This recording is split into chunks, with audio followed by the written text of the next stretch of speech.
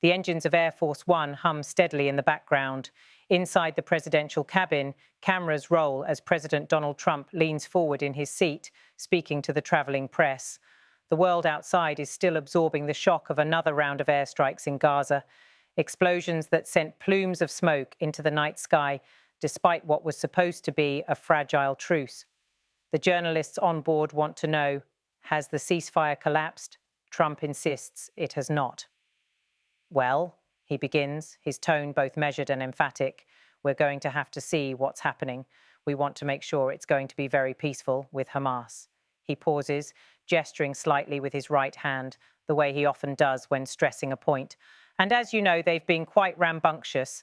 They've been doing some shooting, and we think maybe the leadership isn't involved in that, maybe some rebels within.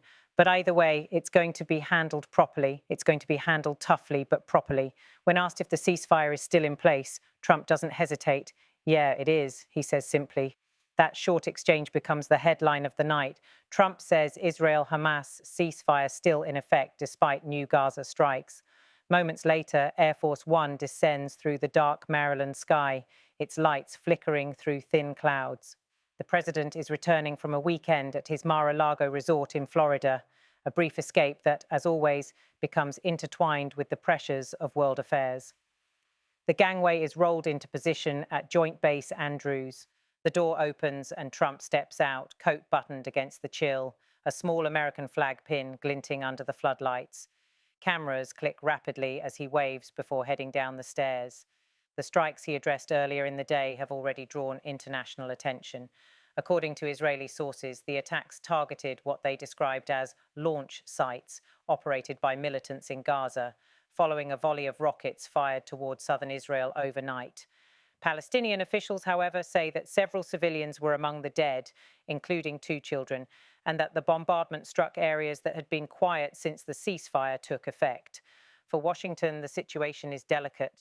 The United States has been the chief mediator of the 3-phase ceasefire framework, a plan that was intended to halt months of bloodshed and create space for hostage exchanges and humanitarian relief. Yet even as the first phase unfolded, tension on the ground never truly disappeared. Sporadic rocket fire, drone interceptions, and Israeli surveillance flights continued, each side accusing the other of provocation. Trump's comments aboard Air Force One are therefore more than a passing remark. They are a signal to both sides that the US expects restraint. His phrasing, toughly but properly, suggests that Washington will tolerate Israeli defensive action, but still holds both parties accountable for maintaining calm. A senior administration official, speaking later to reporters at Andrews, explains that the president's statement was meant to underline confidence in the ceasefire process, not to deny the reality of the violence. The president believes the framework remains intact, the official says, and that both Israel and Hamas have a shared interest in keeping it that way. Still, the images from Gaza tell another story. Ambulances rushing through narrow streets, families searching through rubble, and exhausted aid workers pulling bodies from collapsed buildings. Local hospitals, already overwhelmed, have reported dozens of injuries.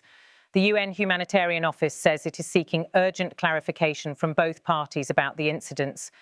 At the same time, in Tel Aviv, the Israeli government holds an emergency cabinet session. Defense Minister Yoav Gallant reiterates that Israel remains committed to the ceasefire as long as Hamas does not abuse it. He blames what he calls unauthorized cells for the overnight launches, echoing Trump's remark about possible rebels within. For Hamas, the narrative is sharply different. A spokesman for the movement's political bureau issues a statement accusing Israel of aggression under the cover of a ceasefire and demanding that international guarantors, including the US and Qatar, hold Israel to account. The spokesman insists that Hamas's leadership is fully adhering to the agreement and that any breaches are fabricated excuses to continue occupation crimes. As dawn breaks over the region, the streets of Gaza are filled with both fear and defiance.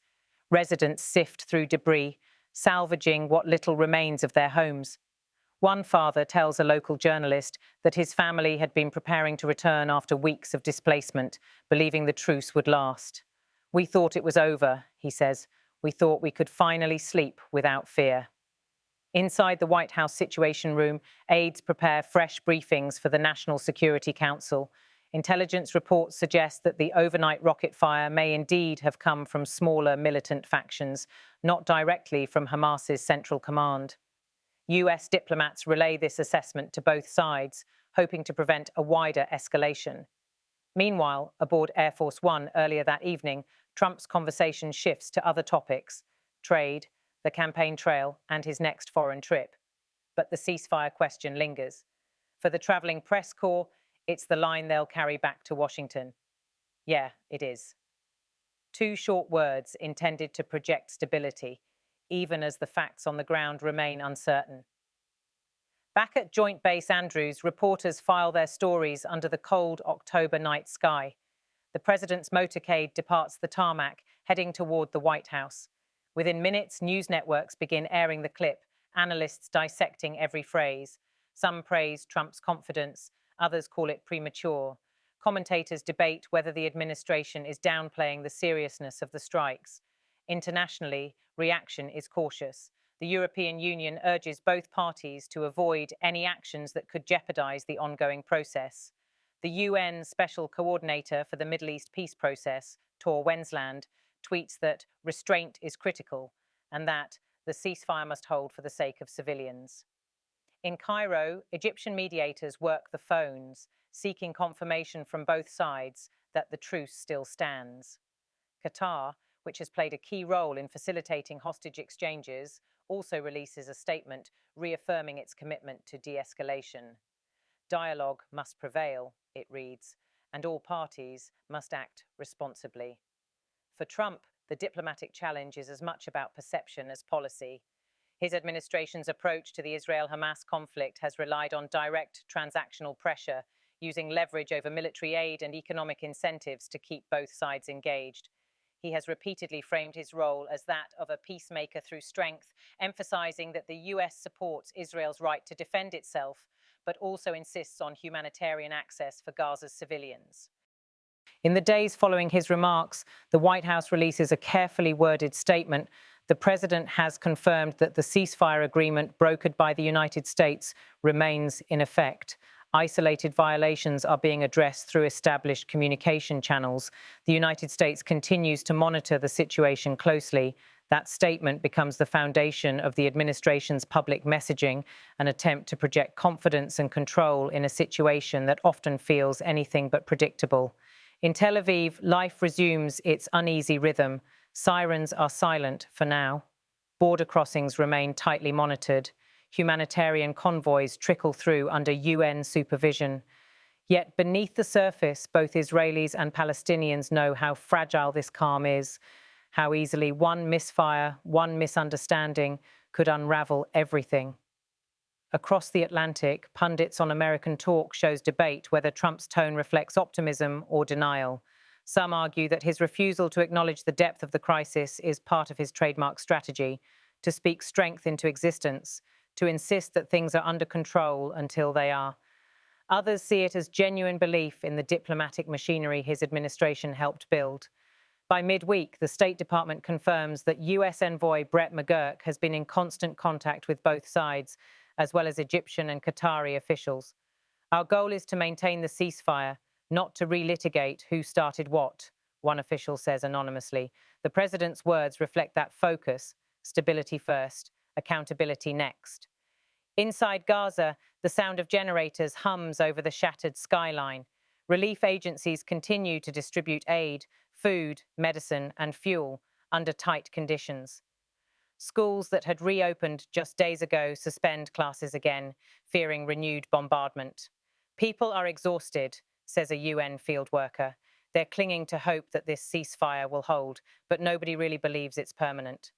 Trump's political allies use the moment to highlight his assertive style. On conservative networks, commentators praise his handling of the situation. He's not letting Hamas dictate the narrative, says one. He's reminding the world that peace doesn't mean weakness. His critics, meanwhile, accuse him of downplaying civilian suffering and failing to apply pressure on Israel to avoid further escalation. Back in Washington, the president meets with senior advisors in the Oval Office. Among them are Secretary of State Mike Pompeo and National Security Advisor Keith Kellogg. According to officials familiar with the discussion, Trump reiterates that the ceasefire must be preserved, whatever it takes. The team reviews satellite imagery and intelligence updates. So far, the situation remains tense but contained. By the end of the week, Israeli media report that Hamas's political bureau has reaffirmed its commitment to the truce and that talks over prisoner exchanges are set to resume in Cairo. The White House welcomes the news quietly, seeing it as validation of Trump's statement days earlier. Still, the images from October 19th linger in public memory. Trump stepping off Air Force One, reporters shouting questions across the tarmac, his brief but defiant answer echoing through the microphones. Yeah, it is. Those words now encapsulate a moment of fragile calm, suspended between diplomacy and danger. They reveal both the confidence and the risk of America's approach to the Middle East under Trump. A policy built on personal conviction, rapid reaction, and the belief that pressure alone can keep the peace. As night falls again over Gaza, the silence feels uncertain. Distant artillery rumbles along the border, though no fresh explosions are reported.